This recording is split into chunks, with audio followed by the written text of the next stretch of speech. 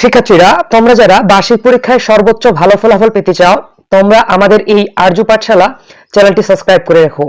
এই চ্যানেলে তোমরা তোমাদের বার্ষিক পরীক্ষার আগের রাতে সকল বিষয়ের গুরুত্বপূর্ণ সাজেশন পেয়ে যাবে। আসসালামু আলাইকুম প্রিয় সপ্তম শ্রেণীর শিক্ষার্থীরা, আর্য পাঠশালার নতুন একটি ক্লাসে তোমাদের সবাইকে স্বাগতম। প্রিয় শিক্ষার্থীরা, আজকে আমি তোমাদের সাথে আলোচনা করব তোমাদের বার্ষিক পরীক্ষা 2024 সপ্তম শ্রেণীর বাংলা বিষয়ের গুরুত্বপূর্ণ একটি প্রশ্ন নিয়ে। এই প্রশ্নটি আলোকে তোমাদের প্রশ্নগুলো করা হবে মূলত। তো তোমাদের যাদের এখনো পরীক্ষা সংগঠিত হয়নি তারা একটা যেন সম্মুখ ধারণা পেতে পারো, সেই লক্ষ্যে আমি তোমাদের মূলত এই ভিডিওগুলো দিচ্ছি। তোমরা যদি আরো অন্য সাবজেক্টগুলো পেতে চাও তাহলে আমাদের কমেন্ট বক্সে জানিও, আর আমাদের এই চ্যানেলটি সাবস্ক্রাইব করে রেখে দিও।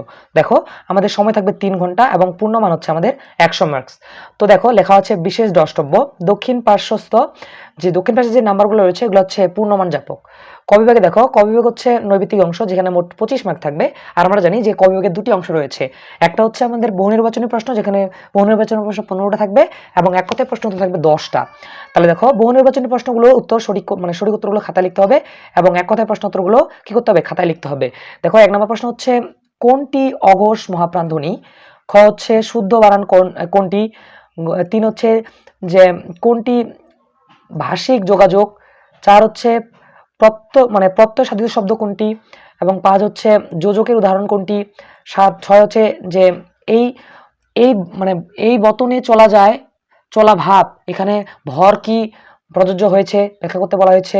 তারপরে 7 নম্বর হচ্ছে ঘটক অর্থ কি। 8 হচ্ছে কোনটি সঠিক। 9 হচ্ছে পারস্পরিক সংযুক্ত যুক্ত দুটি বাক্যের মধ্যে কি বসে। 10 হচ্ছে যে যোজক যুক্ত হয় কোন বাক্যে। 11 হচ্ছে যে ফুফুর পিরামিডের উচ্চতা কত। তারপর হচ্ছে আপনার তাগা কোথায় অবস্থিত। তারপর হচ্ছে রবীন্দ্রনাথ কত সালে নোবেল পুরস্কার পায় এবং 14 নম্বর হচ্ছে নোবেল পুরস্কার কোন নদীর উল্লেখ রয়েছে। এরপরে সর্বশেষ প্রশ্ন হচ্ছে আবুর বয়স কত। তো এইভাবে আমাদের মোট 15টি প্রশ্ন থাকবে, তোমাদের 15টির উত্তর দিতে হবে, খাতায় লিখতে হবে অবশ্যই। আচ্ছা, 16 নম্বর দেখো ছন্দের জাদুঘর কে। 17 নম্বর হচ্ছে পিরামিড সৈয়দ মুস্তফা আলী কোন গ্রন্থ থেকে নেওয়া হয়েছে। 8 হচ্ছে পুরাকীর্তনী কি।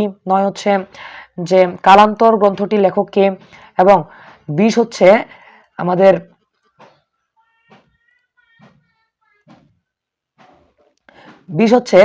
যে 20 হচ্ছে বরাহ শব্দের অর্থ কি। 21 হচ্ছে নোলক কাব্যে রাত কেমন করে এলো। 22 হচ্ছে আবু নৌকার কোথায় লুকিয়েছিল। তারপরে আপনার 23 হচ্ছে যে পালমশাই কোন গ্রন্থের চরিত্র।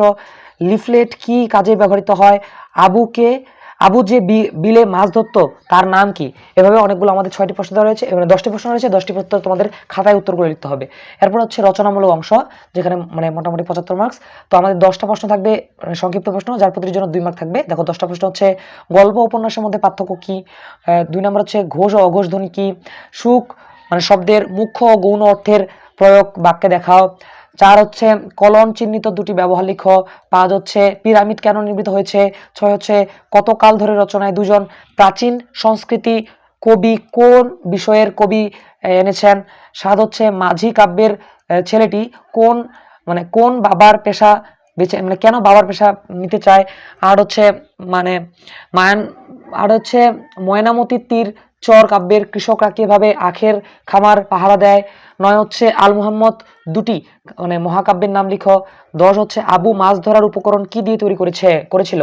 তো এইভাবে আমাদের প্রশ্ন থাকবে। তো আমাদের এই প্রশ্নগুলোর উত্তর তোমরা মূলত 3 থেকে 4 লাইনের মধ্যে দেওয়ার চেষ্টা করবে।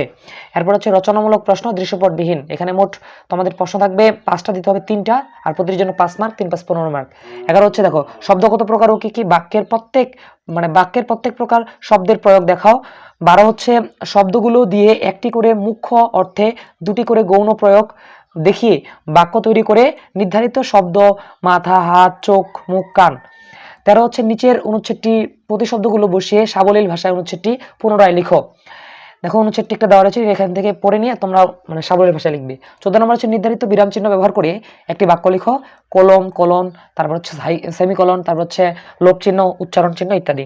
তো এই ছিল আমাদের মূলত রচনামূলক প্রশ্ন দৃশ্যপটবিহীন। এগুলো তোমরা একটা পৃষ্ঠায় একটা প্রশ্ন 1 পৃষ্ঠায় লেখার চেষ্টা করবে, এতে তোমরা 5-এ 5 পাওয়ার সম্ভাবনা বেশি থাকবে। এরপরে হচ্ছে দেখো, এরপর 15 নম্বর হচ্ছে নির্ধারিত উপসর্গগুলো দিয়ে শব্দ গঠন করে শব্দ তৈরি করো এবং এর একটি রচনা তৈরি করো, যেমন আপ, সু, আনা, ই, আ ইত্যাদি। এরপর হচ্ছে 55 প্রশ্ন হচ্ছে দৃশ্যের উপর নির্ভর। এখানে মোট তোমাদের প্রশ্ন থাকবে তোমাদের 60টি, দিতে হবে 5টি, প্রতিটির জন্য থাকবে 8 মার্ক, 50 40 মার্কস। দেখো 16 নম্বর, দেখো উদ্দীপকটির রচনাটি পড়ো। ক দেওয়া আছে ঢাকা, খয়া দেওয়া রয়েছে নওগাঁ। এখন আমাদের বলা হয়েছে মনে করো তুমি তুমি মনিকা ইবনাত ক স্থানে চাকরি করো, তোমার কন্যা আনিকা ইবনাত খ স্থানে সপ্তম শ্রেণীতে পড়াশোনা করে বার্ষিক পরীক্ষা দিচ্ছে। ক হচ্ছে ক স্থান থেকে খ স্থানে যোগাযোগ আনা, এখন উদ্দেশ্যমূলক চিঠি পাঠাও। খ হচ্ছে উক্ত চিঠি লেখার ক্ষেত্রে বিবেচ্য বিষয়গুলো উল্লেখ করো। এবং দেখো 17 নম্বর হচ্ছে উদ্দীপকটি পড়ো এবং তোমার প্রশ্নগুলো উত্তর দাও। দেওয়া আছে দেখো ঢাকা জেলার অদূরে সাভারে 1982 সালে বাংলাদেশের জাতীয় স্মৃতিসৌধ নির্মিত হয় এবং 1971 সালে স্বাধীনতা সংগ্রামে আত্মদানকারী শহীদদের স্মৃতিকে অম্লান রাখতে এটি নির্মিত হয়। এর দৈর্ঘ্য প্রায় 150 ফুট, প্রস্থ হয় 130 ফুট। স্বাধীনতা সংগ্রামে 60টি স্তম্ভকে বোঝাতে এতে 60টি ফলক রয়েছে। এখানে আপনার সুবিদীর্ণ জলধার, মসজিদ আর মানে সবুজ শ্যামল বৃক্ষ বাজিতে ঘেরা একটি মনোমুগ্ধকর প্রাকৃতিক পরিবেশ রয়েছে। ক হচ্ছে উদ্দীপকের স্মৃতিসৌধের সাথে পিরামিড গল্পের পিরামিডের সাদৃশ্য তুলনা করো।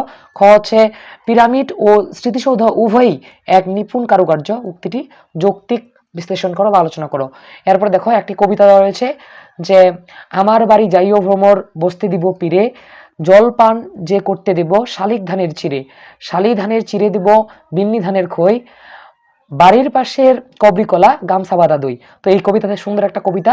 এখান থেকে বলা হয়েছে উদ্দীপকের তিথির আপ্যায়নে যে অভ্যাসগুলোর কথা বলা হয়েছে সেগুলো কিভাবে প্রতিফলিত ব্যাখ্যা করতে বলা হয়েছে। উদ্দীপকের মানে উক্ত অভ্যাসগুলোর সাদৃশ্য ছাড়াও গল্পের তৎকালীন বাঙালির সংস্কৃতির পরিচয় প্রকাশ পেয়েছে, উক্তিটি যথার্থ বিশ্লেষণ করতে বলা হয়েছে। তো দেখো শিক্ষার্থীরা এভাবে তোমাদের মোট দেখো এভাবে প্রশ্ন থাকতেছে তোমাদের মোট 60টা। এই 60টা তোমরা প্রশ্নগুলো একটু দেখে নাও। দেখো তোমরা একটু প্রশ্নগুলো দেখে নাও, তোমরা একটু ধারণা পাবে যে তোমাদের পরীক্ষাগুলো মূলত কেমন হবে, সুন্দর মতো একটা ধারণা পাওয়ার কথা। তো এইভাবে তোমাদের 60টি প্রশ্ন থাকবে, তোমাদের 60টির মধ্যে তোমাদের 5টি উত্তর করতে হবে।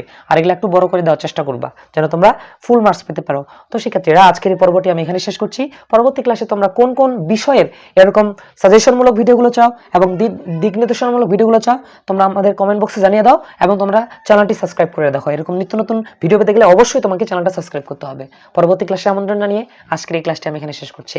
দেখা হবে অন্য কোনো ক্লাসে। আসসালামু আলাইকুম।